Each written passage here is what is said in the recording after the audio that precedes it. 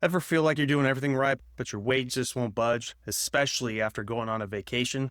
Well, that just happened to me. Let me tell you what happened.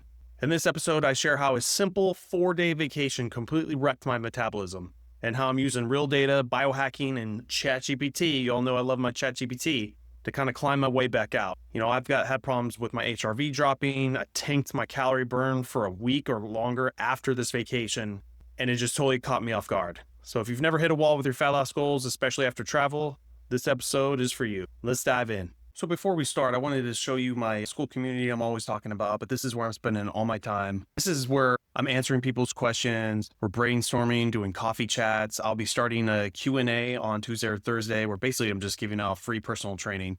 First come, first serve. And this is the platform I'm trying to grow. This is where I want everyone to join who's over 40, looking at getting overall health, a lean body, and possibly some low-level biohacking. So if you're at all interested, get in while you can, and then we'll just grow from there.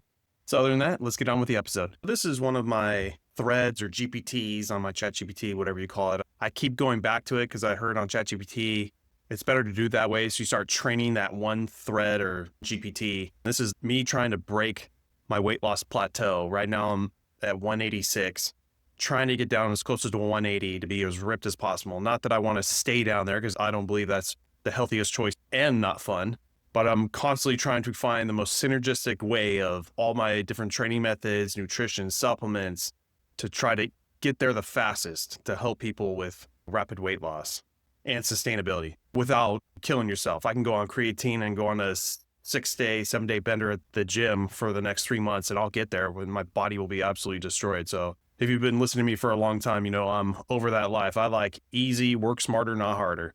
The reason why I wanted to do this new one is because I told ChatGPT, if you see here at the top, I noticed ever since I got back from a 4-day vacation from Palm Springs of eating and drinking alcohol, I was in the hot sun. It was 120 degrees most of the time, but we had the pool and the AC of the room, right? And after I came back, I've been struggling to hit over 2,200 calories. I'm more in the 1,800 to 2,200 calories when before I was on a rampage for the 2 months prior, finally getting up to 2,500 minimum and like 3,200 calories burned at the end of each day. I changed nothing else about my workout program, my walking program. Everything stays the same. So it's just, what foods, supplements, and things are happening to me is what I'm tracking on this Whoop. To show you what I've been looking at on my Whoop tracker, this is the average per month for the last 6 months. Right around here in April is when I really started, getting a little bit more aggressive with my walking. I was on glutathione. And right up here in May, you can see my average calories burned per day was 2,600. And then I finished all my glutathione supplement. I was doing all the same things for my workouts, walking with a high of 2,800. And that's including my weekends where I'm doing absolutely nothing. I'm hitting like 2,000 calories. That means I'm hitting like 3,300 calories on all my workout days. This is just the start of the dip of finishing off that glutathione, also going off that 4-day vacation to Palm Springs. I keep mentioning glutathione because that could be a potential that, when I stopped that supplement, it took a few weeks for a slow, steady downcline because it does make sense. That supplement, helps your liver, helps your metabolism. But it also was really weird of getting off that 4-day vacation and immediately seeing a significant decrease. So right here is a zoom in of coming off that vacation right here. What would that be, like July 9th or something like that? That was the Friday before going to Palm Springs. Obviously, the next 4 days here, not moving the most. I was swimming and stuff, but you're chilling, you're having drinks, eating bad food. And I'm still tracking everything, by the way. So I was trying not to hit over 2,500 calories. So I'd be in a better spot when I came back. But as the days went by, even after going right back to my normal routine, I was struggling to hit not even 2,000 calories. I had one day that had some promise that I was popping out of it. And so this is what prompted me to be like, what is going on? How was I going the last 2 months hard, hitting all these high numbers, and now I'm stuck? So going back to my prompt with ChatGPT, coming back from vacation, it was super hot. Maybe that had something to do with it. Struggling to hit over 2,200 calories. I'm doing everything the same now, but could my Whoop tracker be off? So it said, great observation. Your Whoop tracker probably isn't malfunctioning. I don't know. I'm not canceling that out. And basically you're experiencing actually a very common post-vacation physiological response, combination of alcohol, heat, inflammation, overeating. Okay. You have to take everything with ChatGPT with a fine-tooth comb, but I like doing this because I'll find things I wouldn't have thought about or researched elsewhere, and it ended up being correct. So this is just a good sounding board. Burning fewer calories, inflammation, eating excess calories probably wasn't the best stuff. Obviously, I know about alcohol. Post-blow downshift, now I'm coming back to recovery mode. Water weight's flushing. HRV might be stabilizing. Calorie burn normalizes. And then here's one, lower NEAT, the non-exercise activity thermogenesis. So when you calculate your BMR, your basal metabolic rate, not doing anything, just what your body burns, just running all its systems, that could be downshifted, obviously. But why am I getting punished for so long when normally this wouldn't happen? And then it said sleep and alcohol recovery. I mean, yeah, sleep was garbage, which so is every, Saturday, Sunday night for, my activities that I continuously do. So what to do? Trust the tracker, give it 7 to 10 days. I'm like, okay, how can a normal 2 days of drinking on the weekend doesn't affect anything on my Whoop? Because I've been doing this forever, and that's my thing. I have fun on the weekends within reason. I have horrible sleep. I see it on my Whoop. I get it. And then Monday through Friday, clean as a whistle. And it's seemed to be working. That's my whole theory I've been working on. But why this 4 days? Great question. Compounding stress load, 2 nights of moderate alcohol, 4 days straight, you're getting beat up. Your body never catches up. Sleep debt accumulates. Okay. Liver detox processes are overloaded. HRV drops harder and stays low longer, which is exactly what's happening. My HRV is trash now. Glutathione was my original supplement. I saw the increase and it held even when I stopped. As soon as I went on this trip, my HRV has been in the dump. And as you can see, I started the glutathione supplement right here in April. Most of it was in May, building up, and it took about a month to actually do something. The highest HRV I've ever had, 53. And, it's only 53 because of my weekends. Normally I'm hitting 65, sometimes 70 during Monday through Friday. And all of a sudden this dip, same time as my calories. And I cannot break this. I cannot go back up. So this 4-day vacation really messed me up.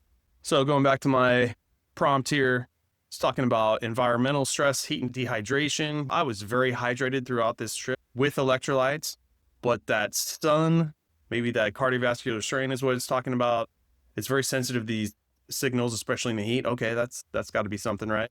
Food inflammation, gut and stress, seed oils, gluten. Yeah, it's all the same stuff that I would normally have on a weekend anyways, but now it's 4 days. Okay, I get it. Sleep quantity and quality. We obviously know 4 consecutive nights of horrible sleep, which it was, and I tracked that. Not proud of that, but gotta have your fun. So just saying, a normal weekend, my body's been adapted to rebound fast, and this is the first time I've stretched it for 4 days in a row. I guess there's something to that, but I'm just getting punished here. So I was like, why is BMR caloric expenditure down? Because my body is going into survival mode and not wasting energy like it would if everything was fine. And it said your BMR and your total caloric expenditure are likely down because your body's recovering from stress. Your body's conserving energy after 4 days of alcohol, heat, poor sleep, junk food. Your sympathetic dominance, your stress mode, your Whoop might show a normal HRV now, but internally you're likely to have low-grade sympathetic activation. So when the nervous system is stressed, your body downregulates its thyroid. Interesting. This is what I'm talking about, why you use ChatGPT. This is something I had never even thought about. I understand your BMR can dip down when you're sick, if you've got cancer, if you're doing what I'm doing, if you're eating horribly, all these things, but they're all simple fixes for all these things. When your thyroid is messed up, that is not good, which is a possibility in my case. This is all just self-diagnosis, and if it becomes a long-issued problem, I've got my doctor to help out. Reducing muscle protein synthesis, so I'm not getting the best bang for my buck in my workouts. So I'm starting to paint a different picture here. What to do, support recovery, do all the things I was doing. It may take longer, which I've been doing. I asked it, how much longer before I get back up to the 2,900, 3,200 caloric expenditure range I was hitting for a while? And it said, for a mild weekend, 2 days of drinking, it's been watching me. And recovery time is 1 to 2 days, which is true. And a 4-day bender, it's saying basically 5 to 10 days. And it's actually been 12 days now. On the 10-day mark, I had a higher caloric burn just to come quickly back down because I did a 36-hour fast. As I'm doing this video, I've got to wait another week to see what happens. Sometimes you got to wait is basically the moral of the story. Prioritize your sleep, get your electrolytes, your zone 2 movement, your fast-paced walking, track your HRV. And funny enough, to help prevent some of this stuff, I went to a 4-day workout week schedule prior to going to Palm Springs. Even when I came back, I stuck that 4-day schedule out when normally I'm at 3, and then walking every day, 7 days a week. And it just wasn't enough to offset this 4-day vacation. And I'm telling you, I did not party like I partied in my 20s. This was way more toned down, but I think that beat me up. I think maybe my thyroid has something to do with what's going on. All right. So in conclusion, an easy fix while I wait to see what's really happening is just to watch my fitness tracker, see how much I'm burning that day, adjust my food intake to match. Still been getting leaned out just like I do after every weekend. But I'm telling you, it's so much harder without one of these trackers. And you can believe people out there saying that these things aren't that exact. And, they've done extensive testing with electrodes and proven that the Garmin or the Whoop or the iWatch are not that exact. And that's totally fine. But what you can take away is the fact of these trends of either going up or down, whether it's 100, 200, 300 calories off. That's the other thing. But, that's why you do a little self biohacking, watch your diet, adjust, see what's working. But I'm telling you, these trends, people are not watching. And that's why they get stuck in these stalls and don't know what's going on. And then eventually quit, which is what you don't want. So anyways, thanks for listening. I love sharing all my little ChatGPT sessions that I'm doing. I've got millions of them, so it's a lot of content for me too. I feel like it's my job to do all this little low-level biohacking and share my results with everyone.